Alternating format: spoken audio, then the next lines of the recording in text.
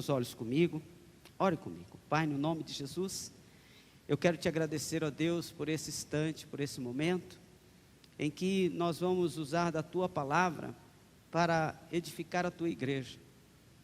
Porque, ó Deus, a igreja não edifica, Senhor, com histórias, ó Deus, populares. Ela não edifica, ó Deus, muitas vezes com as minhas histórias, mas ela é edificada com a tua palavra.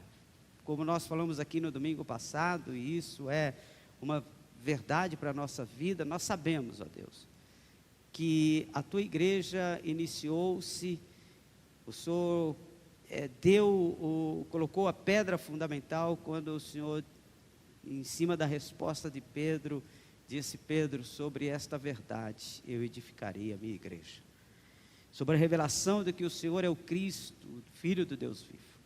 E é para isso que nós estamos aqui, Senhor, para aprender do Senhor, mais e mais, e colocarmos em prática para a glória do teu nome. Amém?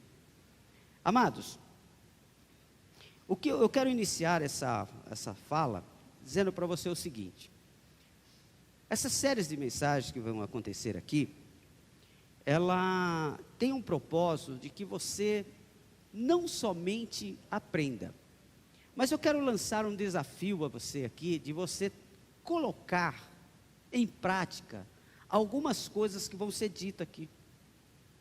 Eu vou desafiar você a colocar em prática, e depois, se não der certo, você vem falar comigo, e se der certo, você também venha falar comigo, venha dar um testemunho aqui, do que Deus fez através da sua palavra. Amém? Existe um livro, agora me fugiu o nome do autor, que diz assim: em meus passos, o que faria Jesus? Eu recomendo esse livro para todos. Eu já tive o privilégio de ler pelo menos umas 2 vezes. Hoje eu estou sem o exemplar, que eu emprestei para alguém, e eu não sei para quem, e a pessoa esqueceu de me devolver. Ela esqueceu. Então eu estou sem esse exemplar, nem posso te oferecer. Mas se você encontrar aí, comprar, eu mesmo comprei num sebo, eu lembro que eu comprei num sebo, mas se você encontrar, compre e leia.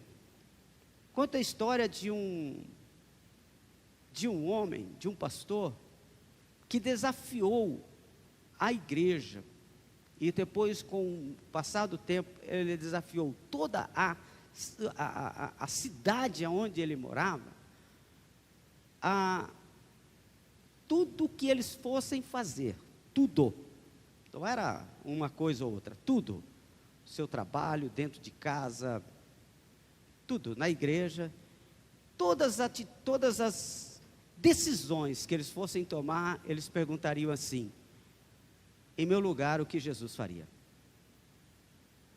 Tudo. No comércio, nos bares, nos cinemas, todos. E isso revolucionou a cidade, mudou a cidade.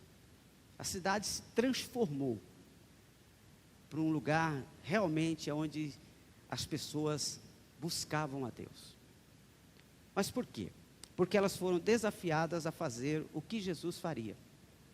E o que eu quero desafiar a Igreja Restauração e Vida, e você que vai participar conosco nessas quarta-feira, eu quero desafiar você a isso. Eu vou colocar em prática.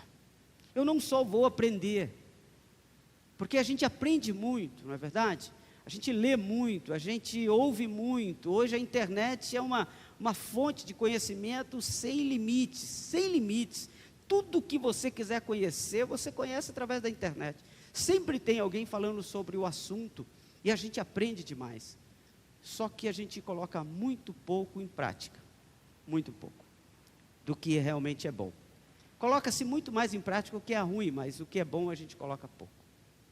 Então, mordomia cristã, ela só tem alguma validade para a minha vida e para a sua vida, se eu decidir colocar em prática. Senão vai ser só mais um aprendizado.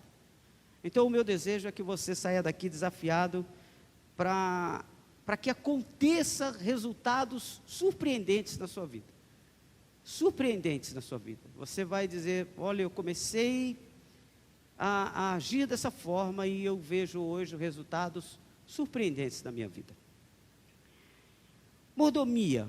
O nosso país é um país que há alguns anos atrás a gente ouvia falar em Marajás, né? Hoje trocou o nome aí para outros nomes, né?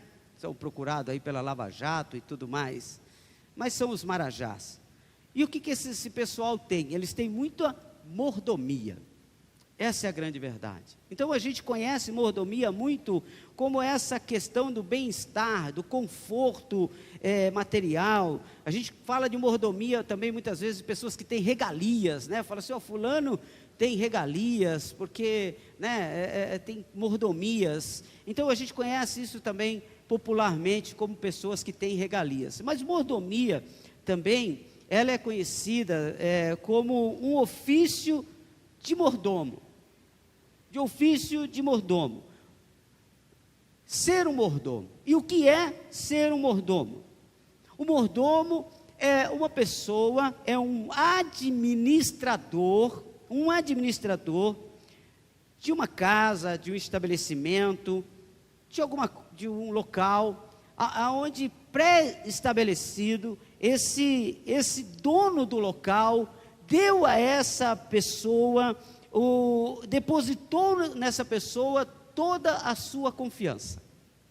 O mordomo dentro de um lugar, dentro de uma casa, seja dentro da igreja, seja em qualquer lugar, dentro de uma empresa, quem é? É a pessoa de maior confiança do dono.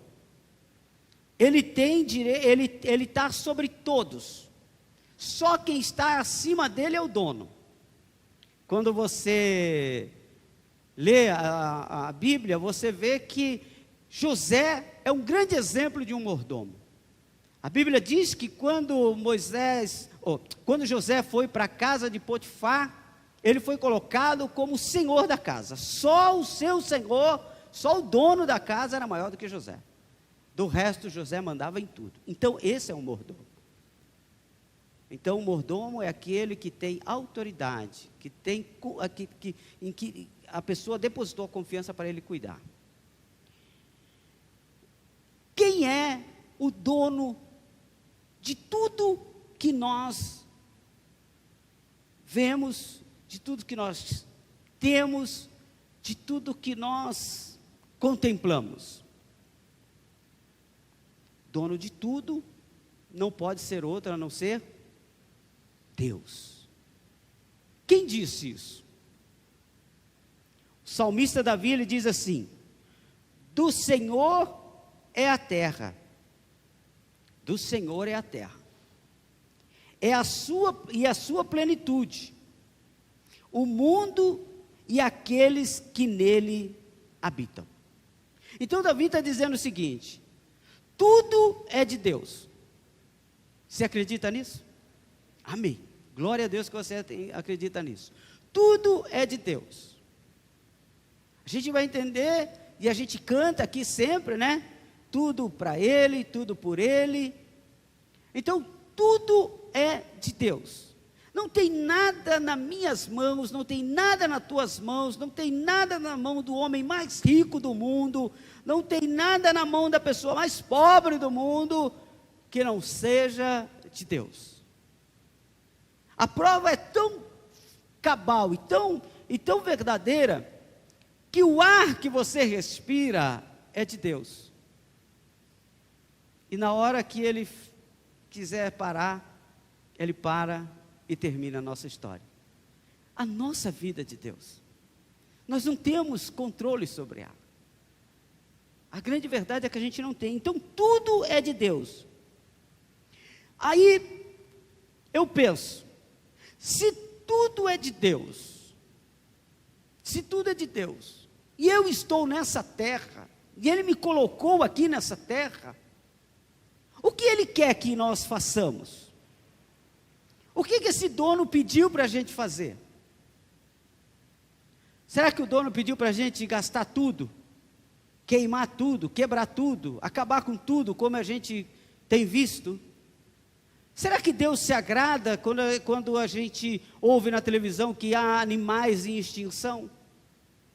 Será que Deus se agrada quando a gente ouve falar que tem tribos indígenas, que são homens, que são pessoas, são filhos de Deus, que estão em extinção? Que o planeta está morrendo? Será que Deus se agrada desse negócio? Será que foi isso que Deus mandou a gente fazer? Olha o que Deus mandou a gente fazer. Gênesis capítulo 1, verso 28. A gente vai usar bastante a Bíblia, porque eu quero fazer isso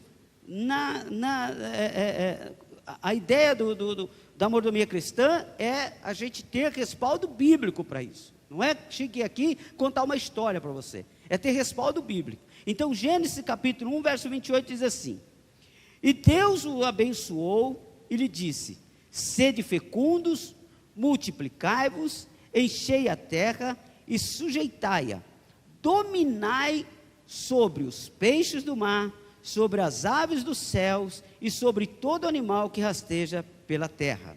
Primeira coisa, Deus colocou o homem para dominar sobre tudo. Então, quando eu domino sobre tudo, eu sou um mordomo. Quando eu domino sobre as coisas, eu sou um mordomo.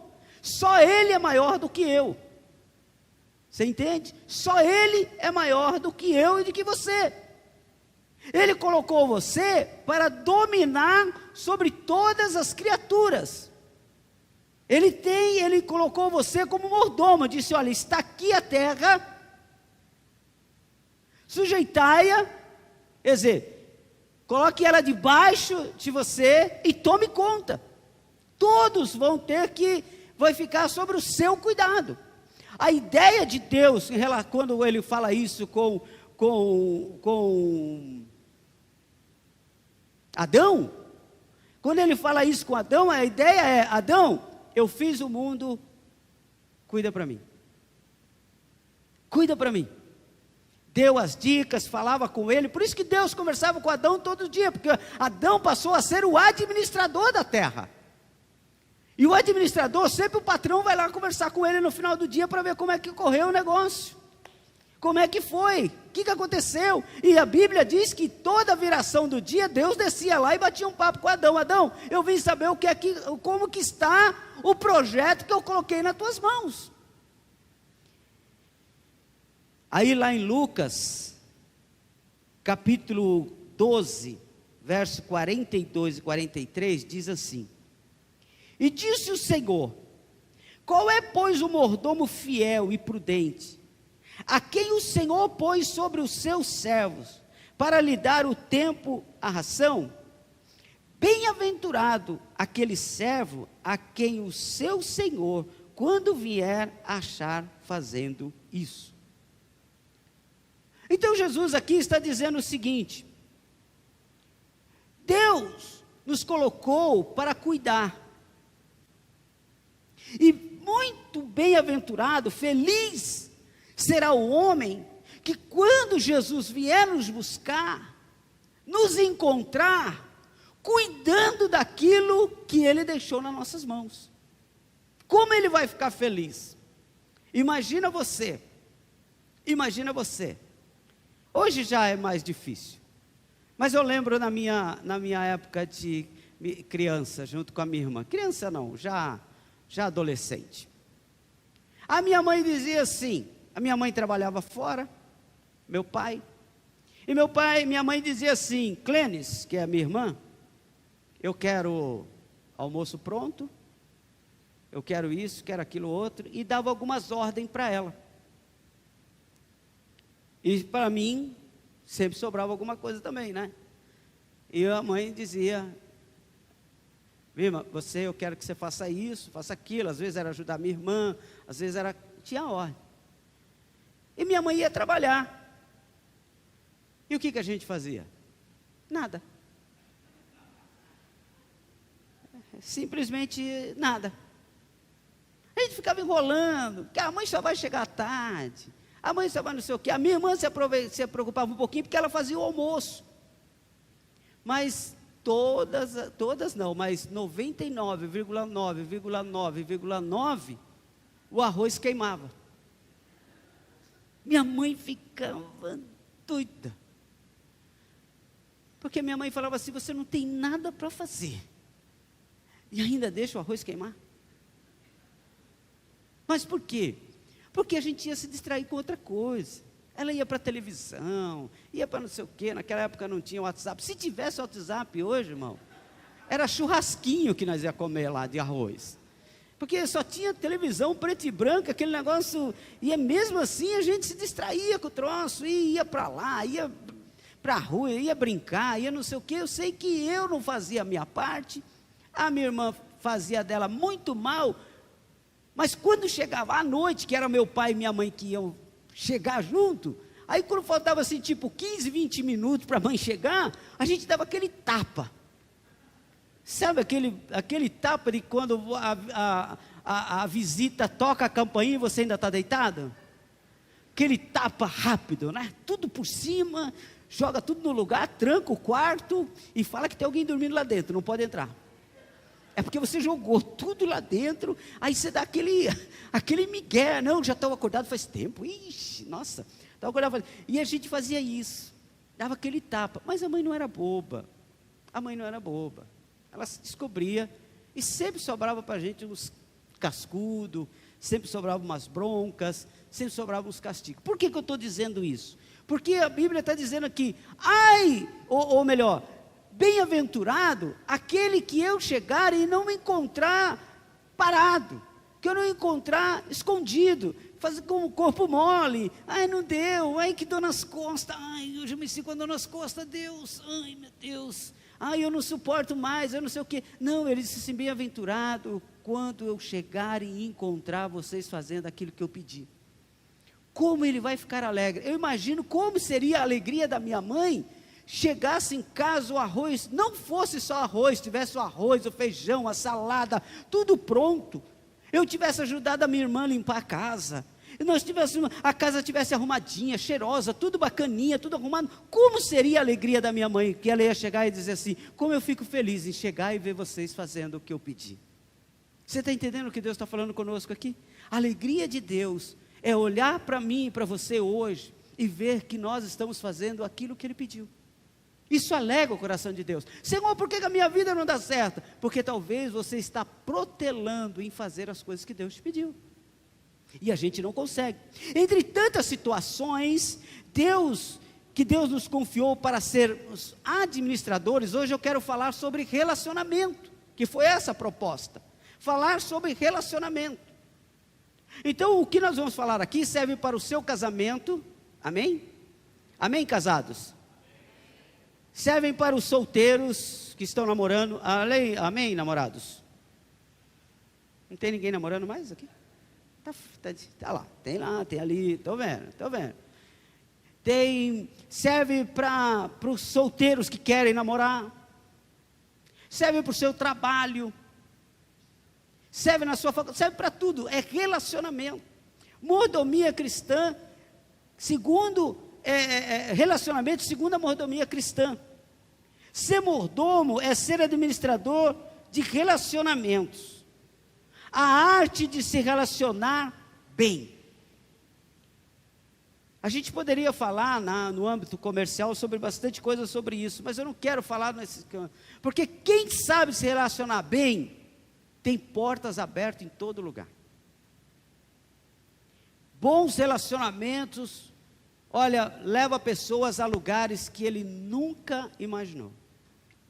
Sabe, outro dia, só para você ter uma ideia, eu não sei se foi a minha esposa, nós ligamos para o meu filho Rodrigo, casado. Aí não sei que a gente conversando, ele falou, mãe, eu estou aqui num paraíso. Eu falei, como assim num paraíso? Jesus veio e eu fiquei, será? Esse negócio? O cara está no paraíso, eu estou aqui. Aí ele falou, nossa, a gente está aqui num paraíso. O que foi? Nossa, nós estamos numa chácara aqui, com piscina, na represa, estou andando de jet ski. Eu falei, vixe, ganhou na loteria, eu não estou sabendo, menino, rapaz. É mesmo? É sim. Aí depois nós fomos conversar com ele falou assim, sabe o que é? conheci um cara, meu, o cara tem grana pra caramba, e o cara gostou de mim, gostou da minha esposa, gostou do meu filho, e a gente está desfrutando dessa maravilha. Sabe o que é isso? Bons relacionamentos. Se fosse eu, tenho certeza que o cara não me chamava nem para entrar, passar na porta, porque eu sou ruim de falar, eu sou ruim de fazer amizade, sou sincero de falar isso. Sou ruim de fazer amizade. Não sou aquela pessoa que espontânea, que já chega e já faz amizade, já conversa, já bate papo e já troca figurinha. Eu não, e até eu começar a conversar com a pessoa, e já deu muito tempo. Mas meu filho não. O Rodrigo não. 5 minutos ele já é amigo da pessoa e já estão combinando a próxima viagem. Isso são bons relacionamentos. E Deus quer cuidar de nós dessas coisas. Não só relacionamento com pessoas, mas um bom relacionamento com Ele também.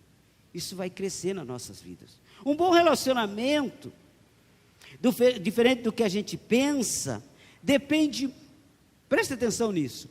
Um bom relacionamento, diferente do que a gente pensa, depende muito mais de nós do que do outro. Agora ficou ruim, né? Porque a gente gosta de jogar a culpa no outro, né? Ah, eu não vou muito com a cara do Célio, porque o Célio é chato. Ah, eu não falo muito com fulano, porque fulano, se ele fosse mais alto um pouco, mas ele é muito baixinho, eu tenho que ficar assim, dói o pescoço. Se ele fosse mais baixo, porque eu fico assim. Se ele fizesse... A gente sempre gosta de colocar no outro a culpa pelo relacionamento ter acabado. Namorado é uma benção. Eu acho super legal aqueles relacionamentos de namorado que acaba e fica aquelas indiretas no Facebook. É muito legal. Ontem se amavam de viver.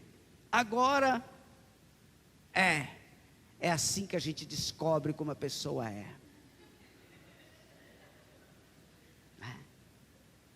Tinha uma cobra enrolada, não sei o que, e não sabia. É igual crente quando sai da igreja. Crente quando sai da igreja também é a mesma coisa. Infelizmente. Crente sai da igreja, ele põe lá no Facebook, agora eu estou livre. Aleluia. Saí, agora Deus não sei o que. Agora eu não sei o que. Sabe por quê, irmão? Porque a gente quer jogar no outro, porque isso já vem de lá. Mas hoje a gente vai falar aqui sobre isso.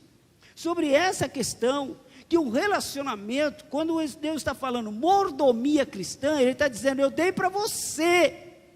Entenda que a pessoa que Deus colocou do seu lado, Ele colocou para você. Eu não acredito no acaso, eu não sei se você acredita, mas eu não acredito no acaso. Eu acredito que cada pessoa que passou, ou que passa, ou que ainda vai passar pela minha vida, tem um propósito de Deus. Você não acredita nisso? Eu acredito. Sabe, se hoje eu estou casado com a Isabel, existe um propósito de eu casar com a Isabel. Apesar que foi a minha primeira namorada, namorei e casei. Não pode mentir em cima do público. Não, mas conheci tantas, por que casei com ela? Que era mais alta do que eu, mais forte, será que foi sob pressão? Não foi, amor. Foi porque eu quis. Porque Deus tinha um propósito. Então as pessoas passam na nossa vida por um propósito, seja ele bom ou ruim. É difícil, mas às vezes Deus coloca para você uma crica do seu lado, não é drica, é crica, presta atenção, depois não vai falar isso, é crica, coloca do seu lado aquela crica, aquele que nem dizia minha mãe, uma casca de ferida, do seu lado, e você fala, Deus tira, Ele fala, não tiro. Por que, Senhor? Porque eu tenho um propósito, eu vou tratar com você nesse negócio. Tu vai melhorar. Senhor, mas não suporto. Vai melhorar. Você entendeu? Você pede a conta, o patrão não dá, porque fala que você é ótimo. Você fala, como que eu sou ótimo se você só volta a me arrancar o pelo? É porque Deus quer que você esteja lá, sendo tratado. No casamento, irmão, casamento é a maior maravilha que tem. Porque é pegar duas pessoas assim de conhecimento diferente, criação diferente, tudo diferente, e coloca junto assim, ó, e fala assim: se vira vocês dois agora, se vira. Aí a gente fica lá se matando, não é? Namorado, mesma coisa, pega dois diferentes no começo, ai amor, tudo bem, ai você gosta de quê? Ai eu gosto de açaí, o cara nem gosta, detesta, ai eu adoro açaí também, vamos lá, dá uns 6 meses ele fala: não suporto mais esse negócio, ai mas amor, no começo, agora o negócio mudou. No começo, o namorado, ele chega e fala: a mulher vai pagar a conta? Ele: não, amor, mulher comigo não gasta, dá licença, paga a conta. 3 meses depois ele está falando: ei, estoca aí, né? Estoca aí que tá, vê direito isso daí que tem gente dando amém já. Se toca aí que tem que dividir. Então, relacionamento, Deus coloca pessoas ao nosso lado, guarda isso para você, Deus coloca pessoas no nosso caminho para tratar conosco. Às vezes são pessoas duras, pessoas extremamente diferentes da gente, para a gente melhorar. E às vezes também são pessoas extremamente agradáveis, tão agradáveis, que deixam a gente constrangido do ruim que a gente é. Você entendeu? Para você olhar e falar assim: gente, como eu estou longe disso. Então, o texto que eu vou usar hoje, para a gente falar sobre isso, ele está em Efésios, capítulo 4, verso 1 e 2. Abre aí que eu quero ler com você.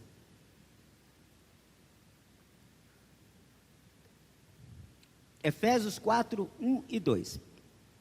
Diz assim: rogo-vos, pois, eu, o preso do Senhor, que andeis como é digno da vocação com que foste chamado, com toda humildade, repete comigo: humildade, e mansidão, repete comigo: mansidão, com longanimidade, suportando-vos uns aos outros, em amor. Diz: em amor. Suportando uns aos outros em amor. É sobre esse texto que nós vamos trabalhar hoje aqui, esses minutos que nos restam, para a gente falar disso aqui. Essas 4 características vão definir se somos bons mordomos dos nossos relacionamentos ou não. Esses 4 pilares, essas 4 colunas, elas vão mostrar como andam os nossos relacionamentos, família, amizade, relacionamentos sentimentais, amorosos, profissionais. Esses 4 colunas, elas vão firmar a gente. Quais são? Repete comigo de novo: humildade, mansidão, longanimidade, suportando-vos. Aí está a história. Sem essas 4 colunas, esses 4 pilares, não tem relacionamento que prospere. Não tem relacionamento que prospere. Jesus praticou esses 4 pilares quando como Deus, aqui na terra, ele se relacionou. Jesus, quando esteve como Deus, aqui na terra, ele foi humilde, ele foi manso, ele foi longânimo e ele suportou. É por isso que a gente, também por isso que a gente fala dele até hoje, e ele deixou como exemplo. Então, se nós somos mordomos de relacionamentos, se Deus colocou alguns relacionamentos para nós, o maior exemplo é Jesus, é com ele que a gente tem que aprender. Não é com o filósofo tal, com o filósofo A, B, tal, com o Karnal, lá não é com ninguém, a gente tem que aprender com Jesus. Jesus ensinou disso. Jesus ensinou assim. Humildade. Jesus foi humilde? Não tem dúvida. Jesus foi humilde. Um relacionamento em que não há humildade de ambas as partes, não dá certo.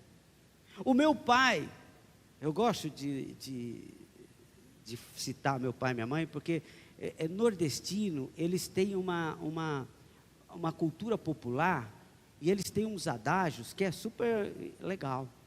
E eles falam uns negócios que é sabedoria popular, né? Então meu pai falava, quando meu pai via duas pessoas orgulhosas, ele diz assim, isso aí deixa quieto, porque dois bicudos não se beijam. Dois bicudos não se beijam.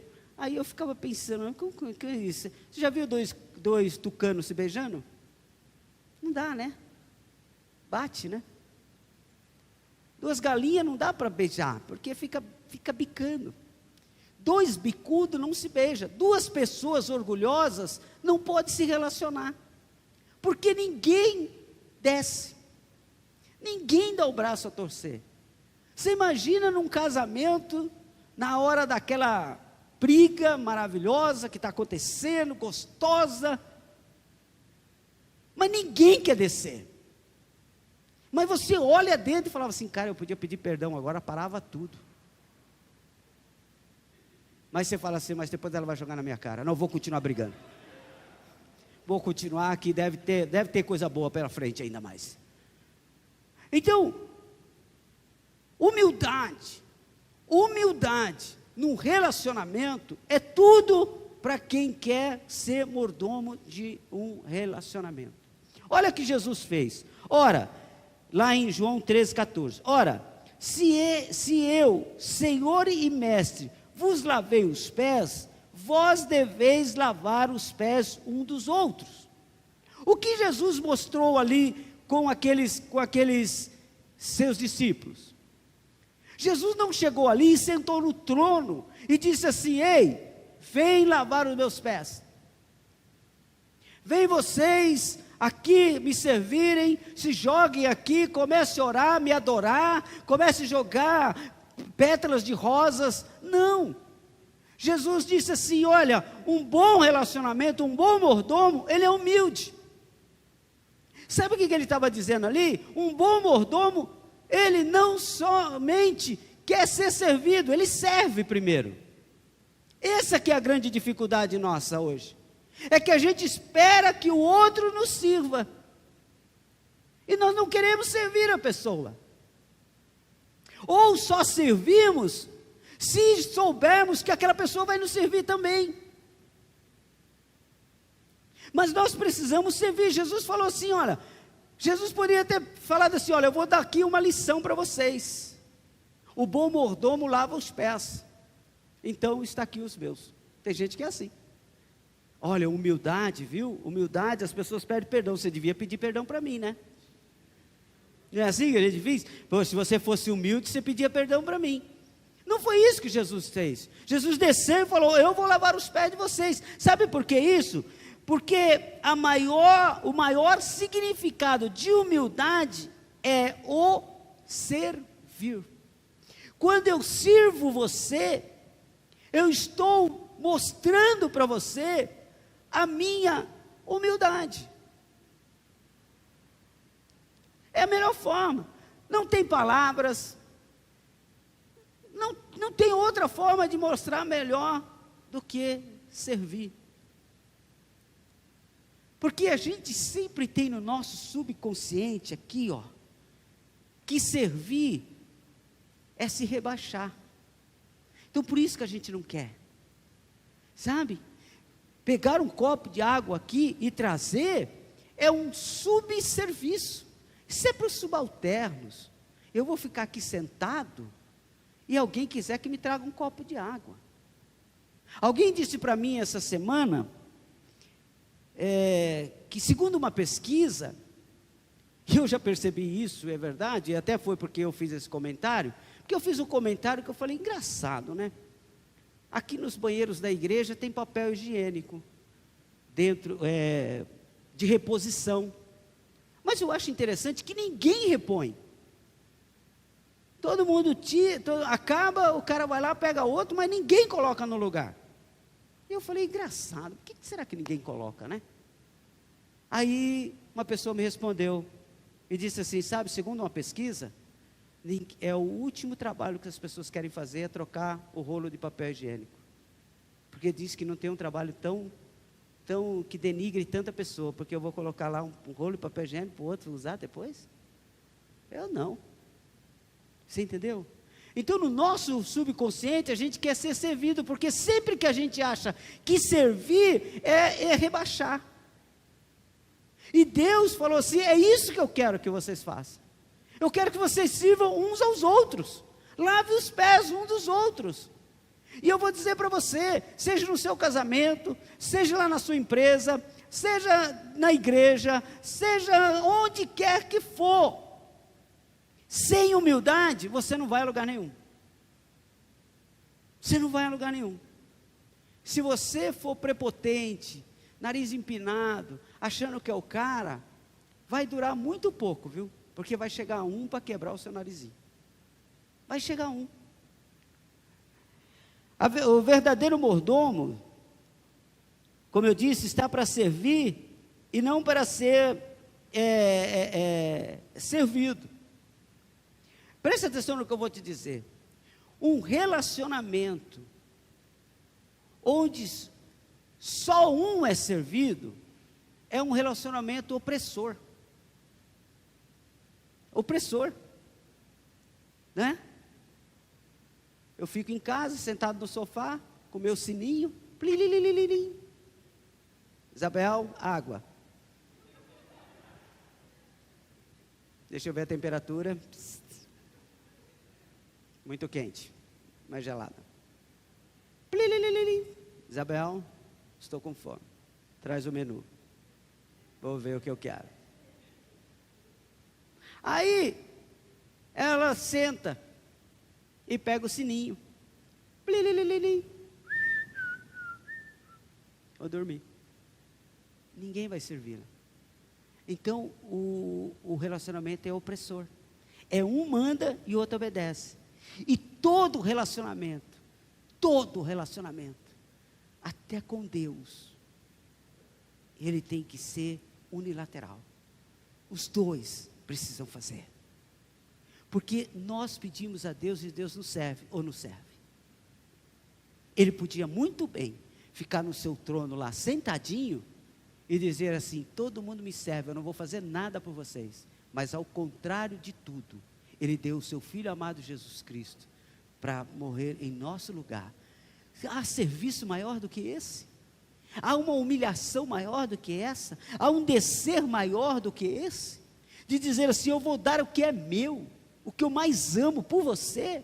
Aí depois a gente diz, eu vou fazer isso na casa de Deus, eu vou fazer aquilo na casa de Deus, eu vou pedir perdão para o irmão, eu vou perdoar o irmão. Ele me perdoou e perdoou você, ele desceu lá, ó.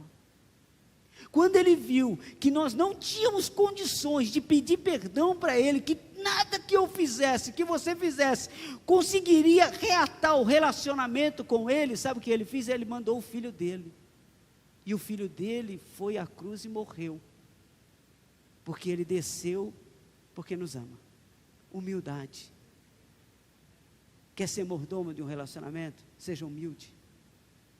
Não seja aquela pessoa prepotente que sabe tudo, que fala tudo, que não dá oportunidade para o outro falar, não deixa. Não, você sabe como é difícil você falar com uma pessoa que você começa a falar, a pessoa já fala, eu sei, não sabe nada.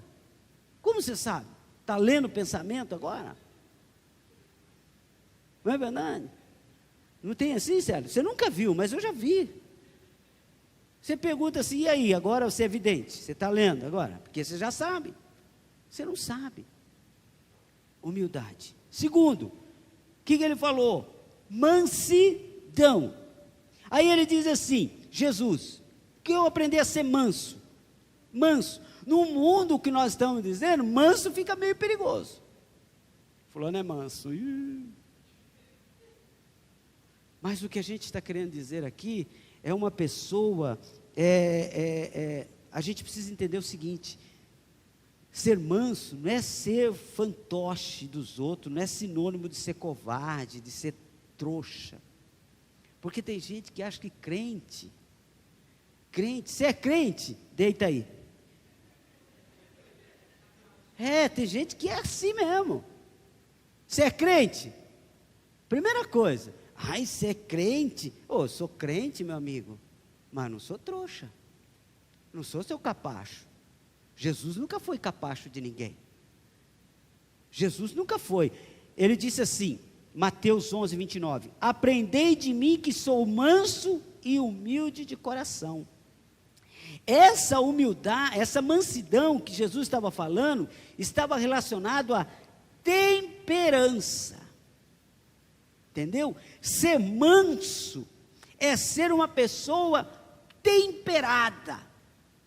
Temperada. Ser manso é não deixar se levar pela ira. É tentar ser equilibrado. Equilibrado. Eu tenho uma coisa para você, um método que vai te ajudar, que eu aprendi com outro pastor. Quando acontecer alguma coisa, dentro de casa, se for marido e mulher, namorado, amigos, tal, você conta até 10 e diz assim, não pode matar. O pastor me ensinou isso aí.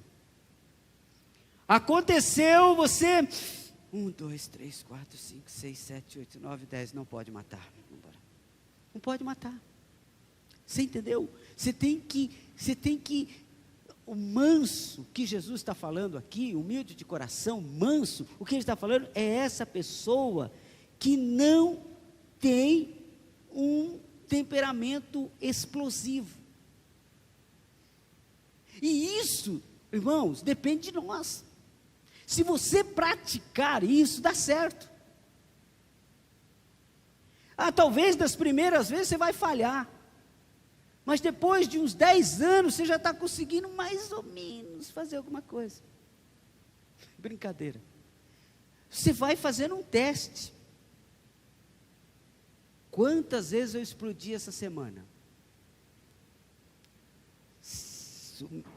24 horas, tantos dias, 356 vezes. Não posso. Tenho que diminuir. E vai diminuindo, você entendeu? Você vai diminuindo, vai tirando, vai lutando contra isso, até que vai chegar uma hora que você vai se tornar uma pessoa mansa, uma pessoa menos explosiva. Na versão da Bíblia, a Mensagem, Provérbio 15, 19, diz assim: o temperamento explosivo é o estopim das brigas, mas o espírito tranquilo mantém a paz. É lindo isso. O temperamento explosivo é o estopim, ou não é? Isso é no trabalho, irmão. Isso é aqui na igreja, sabe? Isso é entre os namorados, isso é casamento, não é verdade? Você vai falar com a pessoa, aí você está todo animado em falar com a pessoa está naqueles dias, já dá aquele tiro assim em você, aí você também já volta a outro, acabou.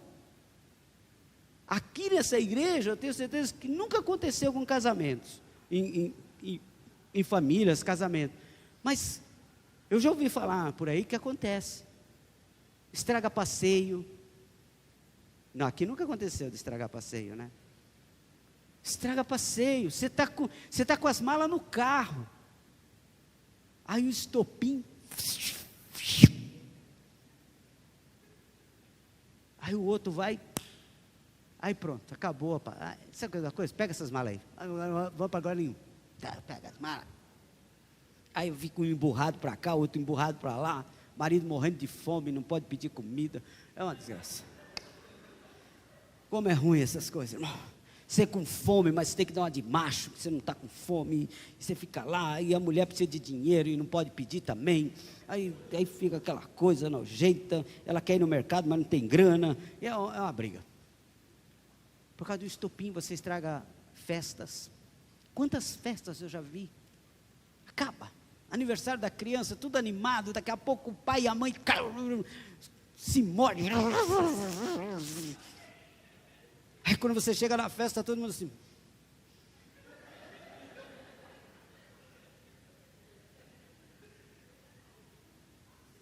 Vem aqui para nós orarmos. Fica aqui, irmã. Estou indo. Abraça ele.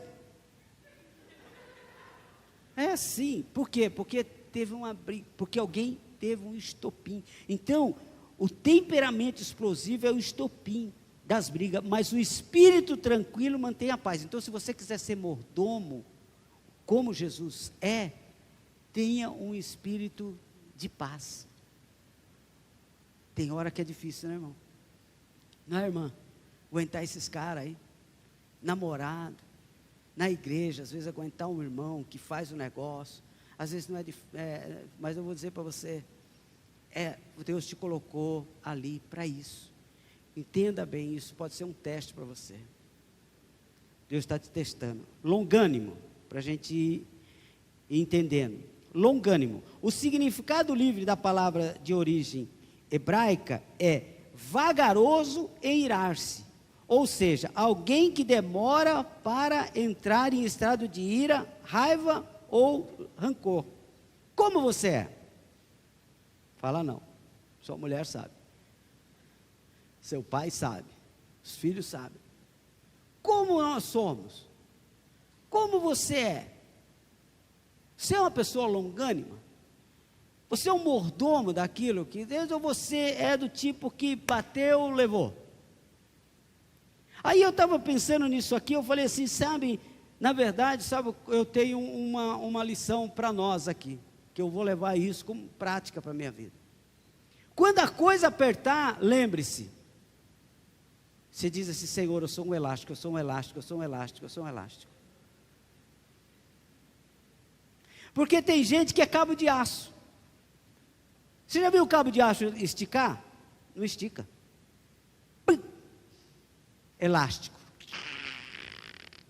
Fala para o Senhor, Senhor, eu sou um elástico, eu sou um elástico, eu sou um elástico. Sabe por quê? Porque tem que esticar. O longânimo é o cara que estica. Não, não vou. Não, não vou. Você já fez aquele, faz um teste. Por isso que eu estou falando que isso é para colocar em, faz um teste. Você estica tanto que passa. Você fala, vai isso para lá. Nem compensa. Então, o longânimo é o cara que faz isso. Lá em 2 Pedro, capítulo 3, verso 9, diz assim: o Senhor não retarda a sua promessa, ainda que alguns a tenha por tardia, mas é longânimo para conosco, não querendo que alguns se percam, senão que todos venham se arrepender. Presta atenção. Quantas coisas na sua vida você perdeu porque você não esticou? Tem coisa que a gente tem que esticar. Tem coisas que não é para tomar decisão naquela hora. Tem hora que não é para bateu, levou, vou resolver decisão. Irmãos, eu vou dizer isso em causa própria. Pastor Abimael, minha esposa está aqui, meu filho está ali, sabem disso. No início do meu ministério, o maior trabalho que o meu pastor teve comigo foi esse. Porque eu queria resolver logo. Fulano falava de mim, eu falava, chama logo o cara aqui, nós vamos agora. Eu ficava sabendo que alguém falou alguma coisa, eu já ia direto. Perdi muitos amigos por isso. Perdi oportunidades por isso. Sabe por quê? Porque a gente tem que, na verdade, você sabe de alguma coisa? Para, não vai resolver na hora, você está nervoso, a outra pessoa também está, o clima está horrível, você vai falar besteira, você vai falar o que você não queria falar, você vai ouvir o que você não desejava ouvir, mas aí você vai para casa, tudo bem que você não vai dormir, tudo bem que você vai passar um dia assim, mas você vai refletir sobre aquilo. No final ou você vai deixar para lá, ou você vai chegar com a pessoa, mas como uma pessoa prudente. Por que eu, hoje, pastor Abimael, não gosto de resolver nada após o culto? Às vezes as pessoas chegavam para mim aqui, pastor, porque fulano fez isso, fez não sei o que, chama ele aqui. Não. Aí as pessoas falam, pastor, não resolve. Resolvo. Só que às vezes eu não resolvo na sua frente. Eu vou orar, eu vou pensar, E depois eu vou resolver. Porque a Bíblia diz, sabe, que Deus falou assim, ó, mas é longano para conosco, querendo que alguns não se percam. Sabe o que ele estava querendo dizer? Eu não vou ser cabo de aço, porque ainda tem alguns para chegar. Se eu resolver agora, muitos vão se perder. Presta atenção, muitas coisas que você quer resolver na hora, você acaba perdendo. Você pensa que está ganhando e está perdendo muito. E para a gente encerrar, o último, suportando-vos. Esse aqui talvez seja o mais difícil. Suportando-nos uns aos outros em amor. Como é difícil suportar. Como é difícil suportar uma afronta. Como é difícil suportar alguém principalmente se você entende que é dono da razão. Como é difícil suportar. Como é difícil suportar pessoas que são extremamente diferentes de nós. Como é difícil suportar ofensas. Mas aí, Paulo escreve lá em 1 Coríntios 13:7, o que fala sobre o amor, diz, o amor tudo sofre, tudo crê, tudo espera e tudo suporta. Guarda isso no seu coração. Só quem ama suporta. Só quem ama suporta. A gente só suporta por amor. 35 anos eu e a Isabel. Você acha que não tem amor no meio desse negócio? Tem que ter, né? 35 anos. Você já está aí com 2, 3, já está pensando, não é verdade? Já tem nego namorando, já pensando, será que vai dar para encarar? Tem que ter. 35 anos tem que ter amor, porque o que ela já suportou de mim, o que eu já suportei dela, tem que ter. Igreja, relacionamentos com igreja. Mas você tem ideia do que eu já passei? Poderia estar em outro lugar fazendo outra coisa, mas se eu não amar o meu chamado, não amar a Deus sobre todas as coisas, como a Bíblia fala, e ter a convicção do meu chamado, eu não suporto. Não suporto. Você não suporta. Você não suportaria essa pessoa que está do seu lado, se você não amá-la. Quando eu vou fazer aconselhamento de casais, a primeira coisa que eu pergunto, você ainda ama? Porque se você falar não ama, eu nem vou conversar com você. Porque tudo que eu pedir, você não vai fazer. Tudo que você pedir, tudo que eu pedir, você não vai fazer. Você não ama, você não gosta. É como no seu trabalho, exemplo, vamos falar de relacionamento dentro do seu trabalho. Se você ama a empresa que você trabalha, tudo que o seu patrão pedir, que o chefe, sei lá quem pedir, você faz. Não é só pelo que você precisa, é pelo que você ama, porque você quer ver aquele lugar crescer, você sabe que é bênção para você, você ama e você suporta. Agora, se você não ama, você não suporta. Quem não ama, vai embora. Quem não ama, cai fora. Então, eu escrevi aqui, os fortes, parece frasezinha de Facebook, mas não leva em conta não. Os fortes suportam, os fracos se rendem. É verdade. Quando você ama de verdade, você suporta.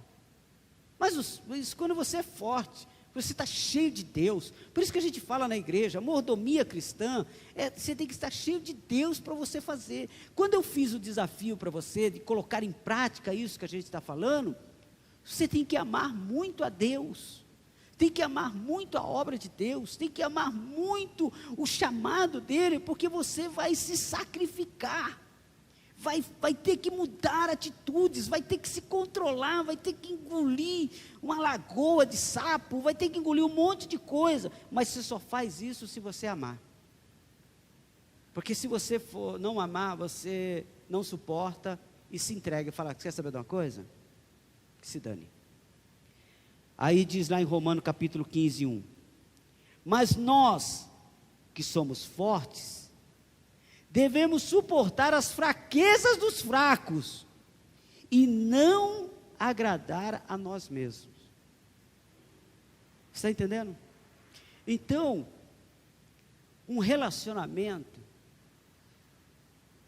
tem que suportar. Principalmente se você se achar melhor do que o outro. Aí que você tem que suportar. Né?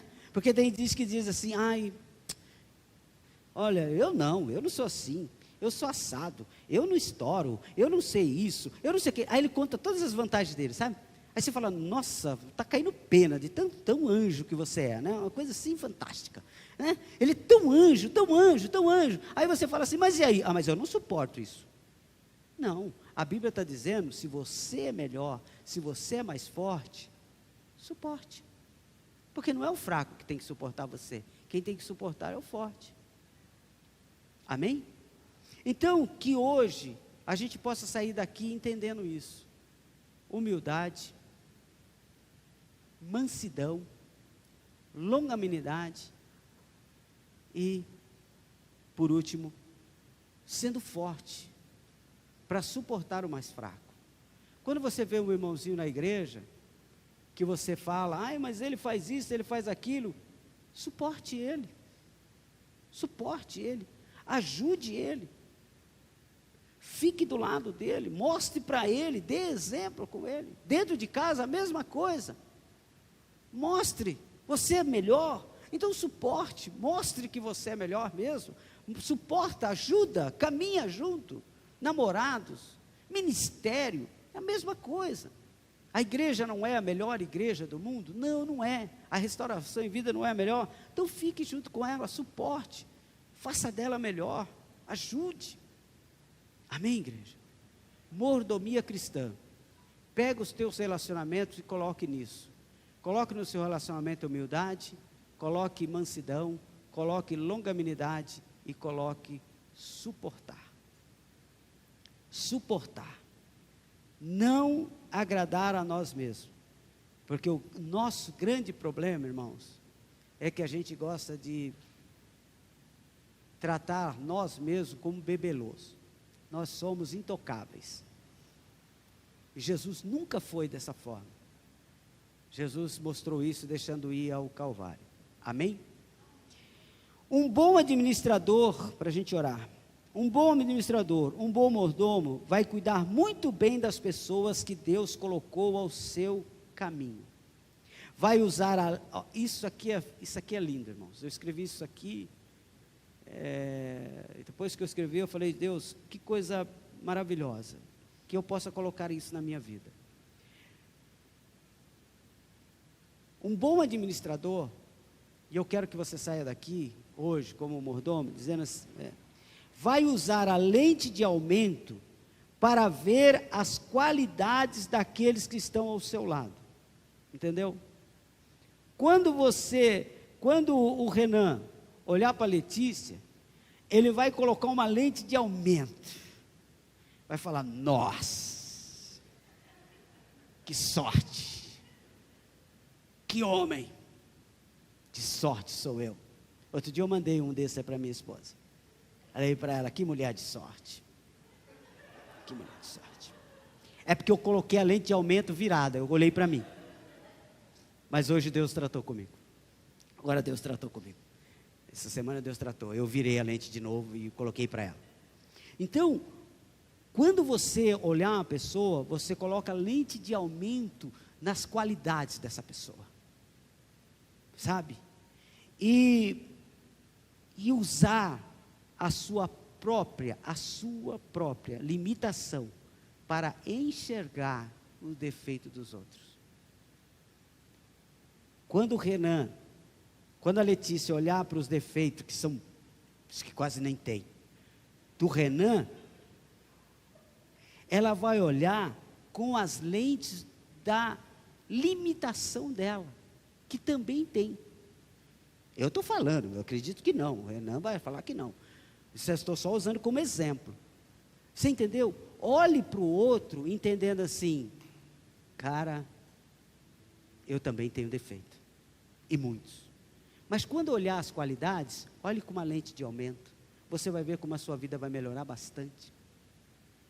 Para de reclamar, para de murmurar, olha com lente de aumento. Tem gente que olha para a gente com lente de aumento no defeito, né? Ele só vê defeito. Dá vontade de separar e falar assim: ei, psst, qualidade?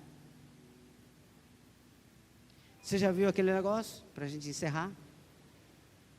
Aí entra a noiva, linda e maravilhosa. Aquele vestido lindo, branco como a neve. Mas aí pousou um mosquito. Mosquitinho preto. Ninguém olha mais para o vestido, só olha para o mosquito. É assim ou não é? Está linda, mas se não fosse aquele mosquito. Ai, mas você está vendo? Ai, você está vendo o mosquito? A pessoa não consegue nem.